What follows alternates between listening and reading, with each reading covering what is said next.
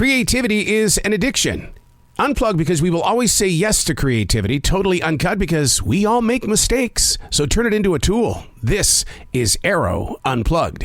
Hey, it's Arroe, and this is Defrag, where you ask the questions and then you question the answers. You break things down. You have a physical conversation with yourself, be it through writing or be it on a transition walk, which Jazzy and I will be on in a matter of moments. One of the things that I enjoy doing is a pre-vocal defrag. Thoughts that come to me on paper are going to become subjects out on that walk. For instance, one of the things that I've often been accused of is that I put too much emotion into everything that I do. So on the defrag inside the journals, I wrote, I'm not going to change. If I do, so will everyone who has a connection to my expectations and process. I really do give a lot because I know that to do it at a level of acceptance, it needs focus, and focus requires emotion. I think that's going to be my subject today when we go on that transition walk. Focus requires emotion. How many times in your personal life has someone says, God, don't get your panties in a wad. Relax. Let go. Focus requires emotion. That's going to be our subject on this episode of Vocal Defrag. I'll see you out on the path.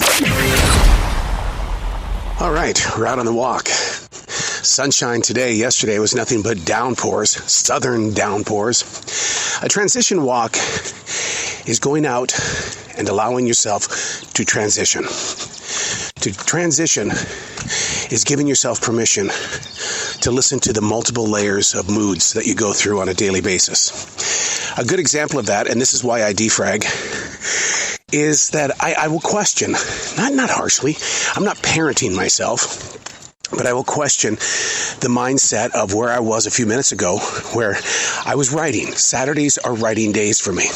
I love to do nothing but write. And then you look up at the clock and it says it's 10:42 a.m. I've only got 18 more minutes of writing left before I have to transition to the next thing or the next expectation in my life. So as I defrag, I ask the questions of, okay, how are you going to handle this when you arrive into that new transition? And you listen to yourself, and you listen to the writer, you listen to the creative person that you are, you listen to the business personality that you are, you listen to every level. I've often accused myself of creating folders. I don't have multiple personalities. I have multiple folders. And this personality is going to fit into that folder. Being out here on this transition walk, there's no other personality that I carry forward like this moment, because I'm out here to listen. 71 degrees, the morning after a bunch of rain, the birds are singing beautifully. I'm not going to get this with a writing instrument in my hand. I'm not going to get this when I'm podcasting.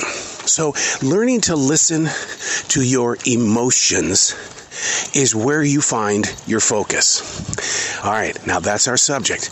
And I've done some research, and there's going to be a lot of people that are going to be a little angry with me because they're not going to agree. And I'm okay with that because I don't walk into the everyday world expecting to be liked or loved. It's just awareness. So I mentioned in the Defrag Writing Journal that in order to be focused, there has to be emotion. In the research that I have done on this, the one thing they tell business leaders, if you're going to be focused, you cannot have emotion.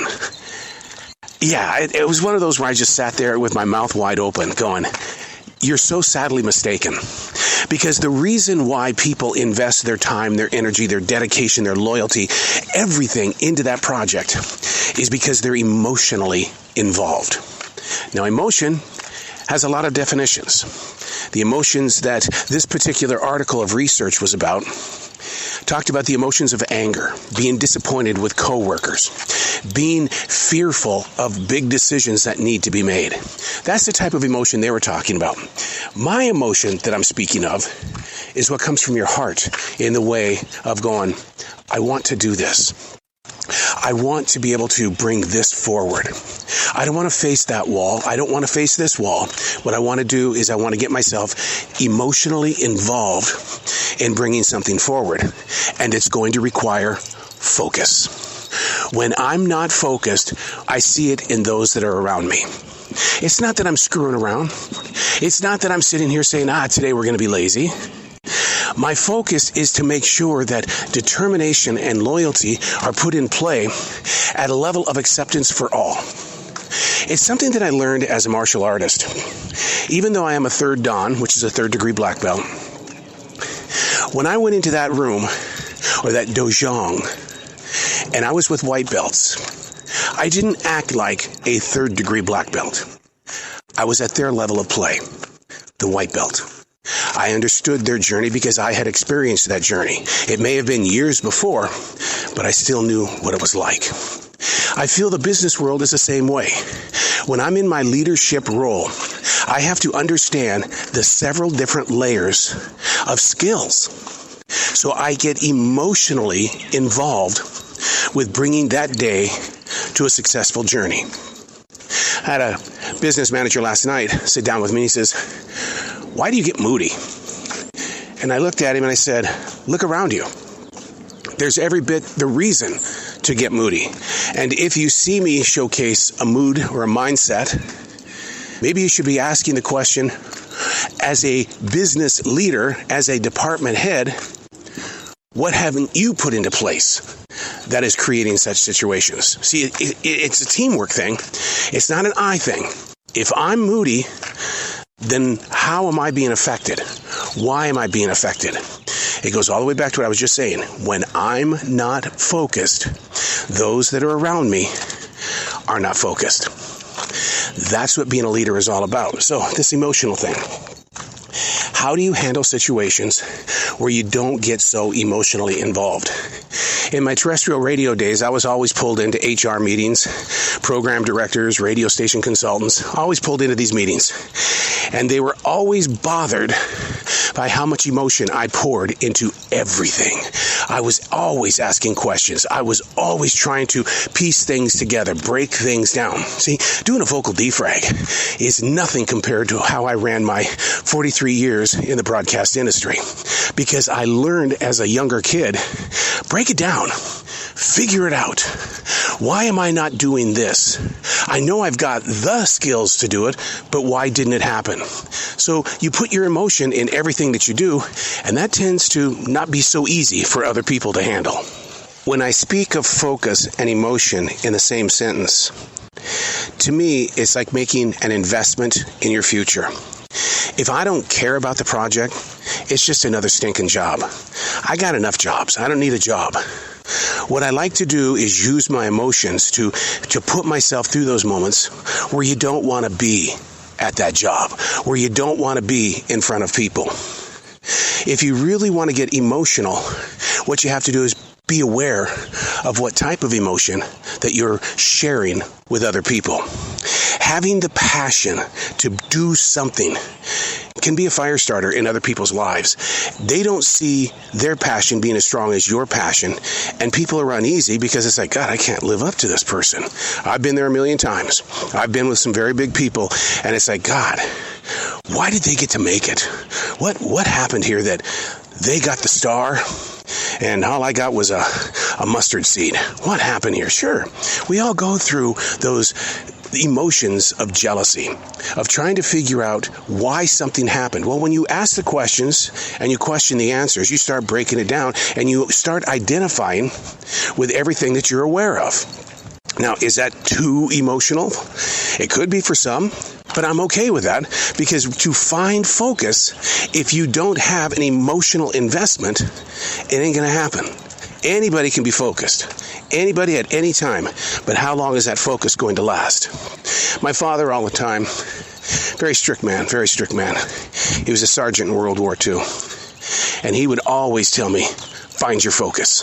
Find your focus. And I remember the day that he told me, he says, you know why you don't focus? Because you don't care. You don't care. That's why you can't find your focus. What you're doing is something that everybody else wants from you, and you're not finding any success in that at all. Tough words, huh? I thought so as a kid. I grew up hating the man because I couldn't find my focus. But then one day I found the things that I do enjoy, the things that I found joy in. And you should have seen how focused I became. The drawing, because I wanted to be an architect. I wanted to do malls and homes and gigantic buildings. Yeah, I'm going to be an architect. until I went and met the architect, and the architect said, you got it all wrong. And even though I was there to have an internship because I did drafting 1 through 3, I was doing everything wrong in his eyes. So suddenly, his emotion affected my emotion, and I didn't go the route of being an engineer and or an architect. I can get emotional about a lot of things, but in order to stand up for what you believe in, you've got to have focus. I believe still that focus and emotion are tied together as one. Now the question is how can we get you to be more focused? Do you love your job? Do you love the people that you hang out with? Are they just there? Are you just walking through an everyday world? This is not a guilt trip. I'm just asking a very simple question about your personal life as we venture toward focus. It's taken many, many years for me to understand how to find focus. I use meditation as a tool to find my focus. I use music as a tool to find my focus. But it's got to be the right music. I'll give you a good example. This morning, because I was talking about the group Styx at the Essential Job last night, I thought, yeah, we'll fill up today, this morning, with some music from the group Styx. Man, I was not in the mood for that, and my focus was out of whack. Being a daily writer allows me to find focus. Am I always focused in on what I'm trying to do? Oh, hell no. Hell no. It takes a lot to get words on a page. I understand why people really don't want to invest the time to do it. So then why do I write every day? Why has this been going on for 29 years? Well, in the art of locating focus, I developed a relationship with the page and the writing instrument. I began to see and hear emotions that were trapped inside of me because I was constantly depressed, walking about with my head hung low, my shoulders sinking inward. So I had to figure out what was going to be the key to some future success. And that is, I had to find focus. As long as I was doing radio, I was a very focused person. But in the real world, when it came to the community, if it had nothing to do with radio, I had nothing to do with it. It's because my focus was all in one place. And you've got to learn, as a growing person, learn how to find your focus in other investments. And I believe it starts with emotion. I do. Because if you're not emotionally connected, you will find no reason to stay in that moment. It hurt my feelings a little bit last night when a different manager and I were talking. And he goes, yeah, I'm not here to reach for higher positions. I'm just here because I'll just do whatever they want me to do. And I looked at the manager and literally out of my mouth I said, if you have no personal growth, then what you've got depletion. Where's your focus? Where are you at? What makes you say something like this today? And he goes, no, really, that's the way I've always run my life, is that, there's no reason for me to grow bigger than what I am. You hired me for this position. This is all I'm going to do. Even with coworkers, I'll see that they are trapped in a mental mindset, self-serving. And I'll ask them, where are your emotions? Where is your focus? And they'll say, you know what? I got too many walls. I don't know what to do with these negative feelings. That really does define the way of the world. And the reason why I bring that up is because it seems like people are no longer afraid of hiding their emotions. Once again, I am not arguing with the article that said that to be a great leader, you've got to get rid of the emotions. I'm not arguing with that. I'm just saying that if you go numb into anything that you're doing, it's not going to last that long. No wonder people are redesigning their dreams monthly, yearly, because they don't have an emotional attachment as to why they're doing what they're doing. My emotional attachment? People. I do things for people. I live for people. How about if you did that? If you said, look, okay, I know I've got this really super easy job over here at a Bojangles or a McDonald's, but it's just a job. I need the money. Now let's turn that around. What happens if that person in front of you needs a connection? Someone just to smile. Someone to have a conversation with. Maybe they lost a loved one.